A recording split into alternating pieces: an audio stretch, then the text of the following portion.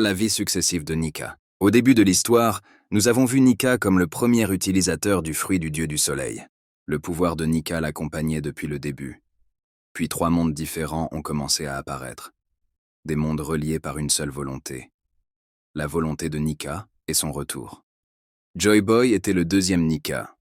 Et Luffy aujourd'hui est le 3e Nika. Mais à chaque fois que Nika revient, il perd ses souvenirs et recommence à zéro. Exactement comme Imu qui a vécu 800 ans ou plus. Luffy renaît sans aucun souvenir précédent. Il est possible que les fruits du démon existaient à l'époque de Nika lorsqu'il était enfant, et que chaque fruit était peut-être lié à une grande volonté s'étendant sur des milliers d'années.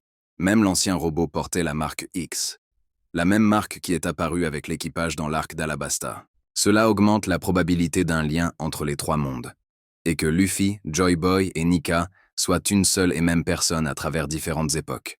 Roger a dit un jour que Joy Boy renaîtrait. Il n'a pas dit qu'un héritier de la volonté viendrait, comme ceux qui portent la lettre D. À partir de là, le monde s'est élargi. Et le 3e retour de Nika est devenu plus proche que jamais. Nous ne savons pas comment Joy Boy et Nika sont tombés dans le passé, mais peut-être que le moment de sa chute, ou de son enfance, fut le début de la grande révolution. La révolution qui a détruit des mondes entiers. Il pourrait même exister un ancien pacte entre Nika et Imu.